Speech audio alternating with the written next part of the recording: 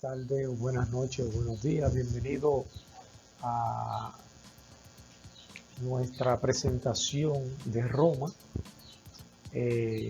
Universidad Autónoma de Santo Domingo, Facultad de Ingeniería y Arquitectura, Historia de la Arquitectura, donde hoy presentaremos los temas especialmente de la civilización romana, su arquitectura, su característica, diferentes construcciones, sus diferentes órdenes y todo, ya veremos. Aquí está más o menos el mapa del Imperio Romano, donde se extendió el imperio, se extendió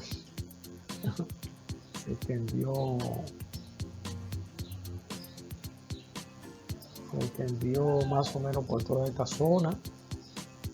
Todo eso era el Imperio Romano, la conquista que tuvo, más o menos. Interesante porque el Imperio Romano se extendió por toda esa zona.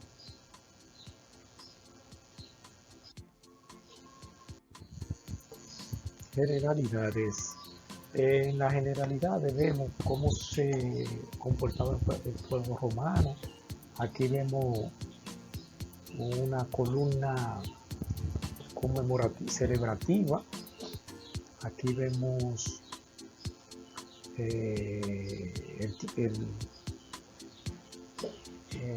otras columnas narrativas por las guerras, la victoria que celebraban, cómo era el pueblo dinámico, muy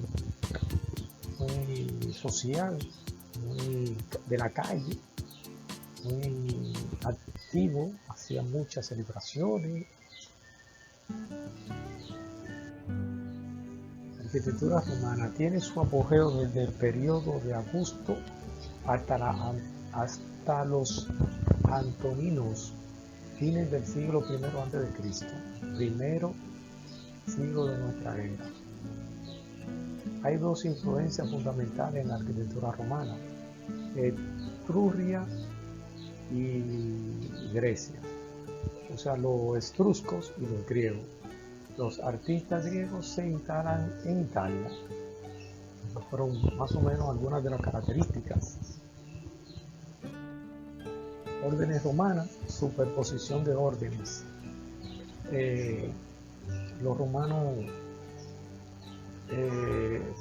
copiaron de la Toscana, también la imitaron del dórico, el jónico, el corintio, hicieron el compuesto. Y aquí está la cornisa, friso, arquitrabe, capitel, fuste, basa y columna y entablamento. En el entablamento, por ejemplo, los frisos no tenían decorado, el arquitrabe era singular, o sea, tenía su característica especial.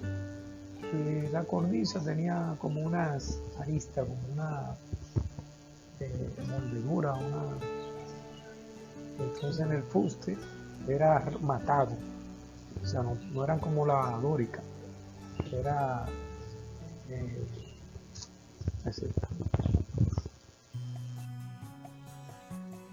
arquitectura religiosa.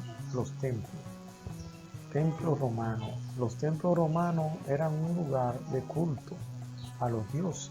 Al comienzo tenían una similitud con los de los griegos, pero conforme fue avanzando el imperio, estos fueron modificando su estructura. Aquí vemos el templo romano con su imponente columna. Miren el tamaño de la persona y miren la columna, qué grande, inmensa, era monumental. Aquí tenemos decorado en la fachada. Aquí tenemos esculturas.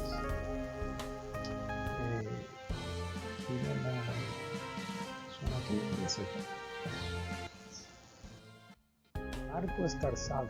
El arco escarzado, denominado también arco curvado Es un tipo de arco rebajado, simétrico, que consiste en un sector circular que posee su centro por debajo de la línea de imposta. Línea de imposta, el arco, y aquí está escalzado, será rebajado, más rebajado y muchísimo más rebajado.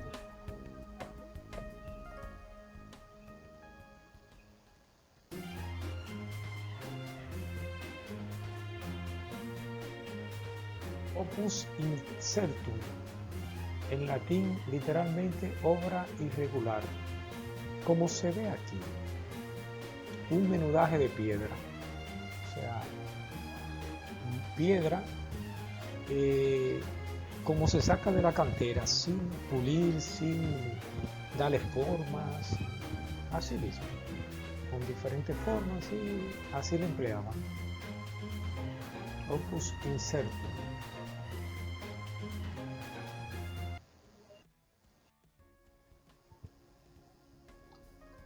Opus quadratum. Según la terminología de Vitruvio, la albañilería que fue heredada de los etruscos era a tizón y nominaban opus quadratum, o sea, eran unos muros, habían algunos que eran de dimensiones como una nevera, eran anchos, eran 45 por 45, medio metro, metro y medio, 22 por 22, creo que 45, y así, o sea, eran pesados, eran anchos, o sea que no necesitaban ni argamasa para fijarse. Entonces aquí tenemos los isodomos, que eran de esta forma, pero que eran hacia allá, eran anchos. El azoga de cítara, media asta, eran así y así. Algunos iban así también.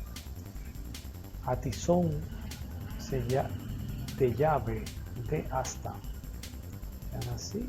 Algunos eran así, pero eran largos, eran anchos. Azoga y tizón, así y así. Serán como amarrados.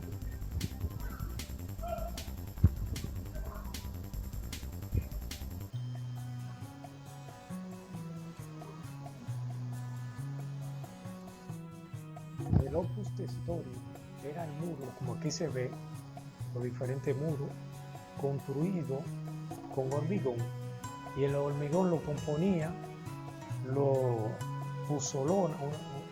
una puzolona que era como una piedra volcánica triturada con piedrecita pequeña, y esa argamasa, pues aquí están, mira que bien, quedaban nítidos esos muros, y también ese revestimiento, se revestía la pared, se revestían los muros, y estupendo.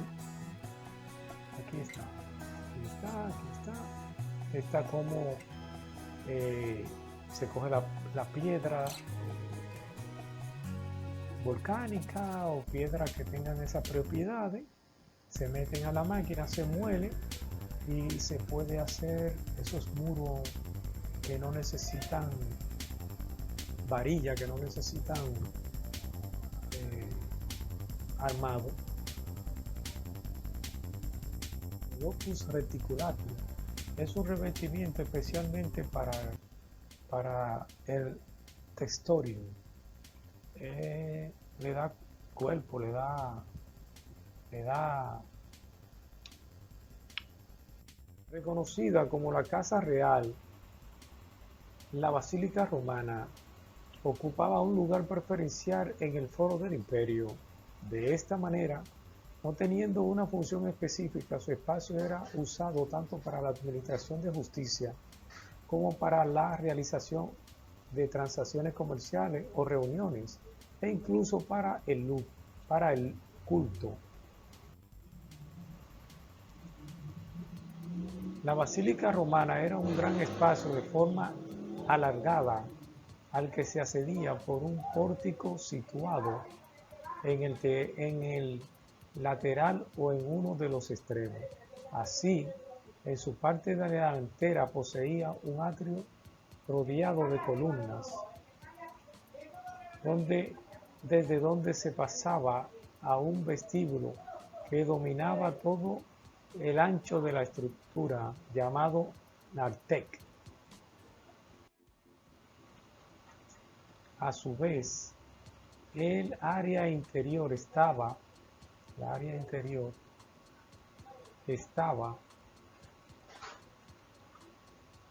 mediante una serie de claraboyas ubicada en los laterales superiores. Planta de la Basílica Romana. En esta planta podemos observar sus columnas. Algunas tenían 4 columnas aquí adelante. Esta por lo menos tiene 2 bien anchas y 2 aquí al final. Por aquí no hay entrada. Puede ser que la entrada sea por acá. Algunas tenían otro ábside por aquí y la entrada eran por aquí. Este es un ábside y este aquí es supuestamente una columna o un altar.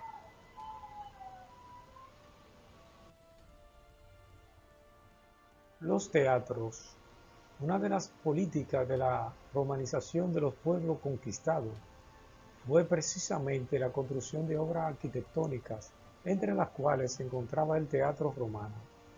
Aún así, en la antigua Roma, el teatro no figuró como una institución cultural, sino como un elemento de entretenimiento popular, distinguido por su improvisada obra de carácter jocoso, grotesco y sangriento. Teniendo desde un principio una gran influencia griega, aunque con el paso del tiempo desarrolló su tipología propia, siguiendo el modelo propuesto por el arquitecto Marco Vitruvio, el cual contaba de las siguientes secciones: frente escénico compuesto por una doble fila de columnas. Orchestra era un semicírculo ubicado frente a la escena, en el cual se sentaban las autoridades y cantaba el coro. Aditus conformaban los pasillos laterales para entrar a la orchestra. Cavea, siendo las gradas o estructura semicircular donde se sentaban los espectadores. Estaba dividida de acuerdo a cada clase social de la siguiente manera: proedria para los senadores, ima cavea para los caballeros, media cavea para la plebe libre, suma cavea para los libertos o esclavos y el matroneo para las mujeres. Vomitoria consistía en la entrada al estilo bóveda que daban acceso a la cavea. Proscenio, espacio delantero en el que se desarrollaba la acción dramática. Pórtico, se trataba de un patio con columna ubicado dentro de la escena. En algunas ocasiones, el teatro romano se cubría con toldos para proteger a los espectadores de la lluvia o el sol. Adicionalmente, muchos poseían pequeños templos en sus estructuras. No es necesario desplazarse hasta Italia para contemplar los restos del Beato romano. De hecho, en Provenza abundan los monumentos edificados por el Imperio Romano y podrá verlo durante las excursiones por los alrededores de Aviñón. Caerá rendido ante el encanto del antiguo teatro de Orange, un edificio increíble y único en el mundo. Los romanos conquistaron la región de Orange el año 440 a.C. tras vencer a la tribu Tricartini. En aquel entonces, Orange era conocida como Arausio, pero su auge data de la época de Augusto, que lideró el Imperio Romano durante un largo periodo desde el 27 a.C. hasta el 14 después de Teatro de Marcelo en Roma. Se considera que el Teatro de Marcelo es el más antiguo de los que hay en la actualidad. Lo empezó a construir César y fue culminado por Augusto en el año 11 a.C. El teatro está construido con el mismo material con el que fue creado el Coliseo y posee también una forma exterior similar. El Teatro de Marcelo ofrece una visita interesante a los visitantes. Hasta el siglo XX, ningún edificio superó en capacidad al anfiteatro Flavio, el Coliseo, destinado a acoger las sangrientas diversiones con que los emperadores cortejaban al el Coliseo de Roma. Hasta el siglo XX, ningún edificio superó en capacidad al anfiteatro Flavio, el Coliseo destinado a acoger las sangrientas diversiones con que los emperadores cortejaban el pueblo de Roma. Juegos de gladiadores, batallas navales, lucha con animales. El anfiteatro Fabio, más conocido como Coliseo, quizá por la colosa estatua de Nerón que se alzaba en las cercanías, constituía parte del entretenimiento público de la antigua Roma. Famosa expresión latina panem ex circenses, pan y circo, resumía todo lo que los gobernantes de la urbe querían para manejar a la plebe y mantenerla entretenida. Hasta 50.000 espectadores podían participar de las sangrientas diversiones con que los emperadores cortejaban al pueblo. Son muchos los mitos en torno a la lucha de los gladiadores, por ejemplo, el gesto del pulgar hacia abajo, etc. Pan y circo era la único que interesaba a los romanos según el poeta satírico Juvenal. Las actividades que se celebran en el circo eran para romanos y posteriormente para los bizantinos. El Imperio Romano de Oriente, los espectáculos de mayor éxito y mayor participación ciudadana. Circo romano que en muchas ocasiones equivocadamente se confunden o se asimilan a los anfiteatros. Los anfiteatros eran los edificios que se dedicaban a la lucha de gladiadores o de fieras. El circo era un edificio dedicado sobre todo a las carreras de caballos. El origen de los circos está en los estadios e hipódromos de la antigua Grecia, que adoptaron los etruscos y posteriormente los romanos. Con el tiempo fueron alcanzando cada vez mayor importancia. La llegada del cristianismo, que supuso la desaparición de las luchas de gladiadores y de fieras de los anfiteatros, llevó a que los espectáculos de los circos se convirtieran en los principales espectáculos de masa.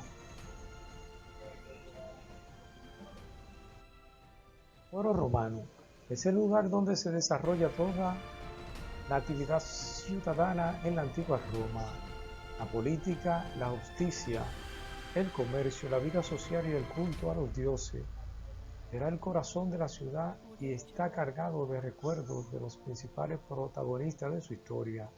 Verdadero santuario de la antigua Roma, el Foro Romano es una visita obligada, pero es necesario contar con una buena guía para entender cada momento. La basílica, los templos, las curias del Senado, el tribuno de oradores y la casa de las Vesteles.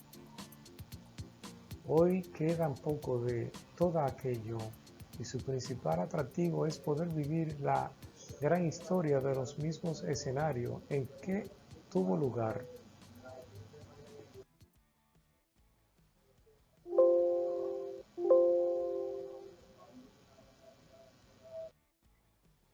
Planta de las casas antiguas de Roma. Domus, vivienda particular ocupada por un solo propietario y su familia, que normalmente consta de un solo piso. Sus dimensiones son muy variables dependiendo del poder económico del propietario, así como de sus gustos e intereses. Conservamos magníficos ejemplos de este tipo de vivienda en Pompeya y Herculano. En Mérida tampoco faltan notables ejemplos de este tipo de casa, destacando la casa de anfiteatro, la casa basílica en el teatro, la casa del Mitreo y la casa de los mármoles en Moreira. El atrio, elemento característico de la Domus, un patio cubierto y con una abertura central. El complivium, por la que entraba el agua de lluvia, que se recogía en el impluvium. El atrio constituía el centro de la vida doméstica. En él se exhibían las estatuas de los antepasados, maiorum, imágenes, y se hacían ofrendas a los dioses protectores de los domus. En la lararium también tenían lugar en el atrio la salutación matutina de los clientes vinculados al dueño de la casa, el tablium,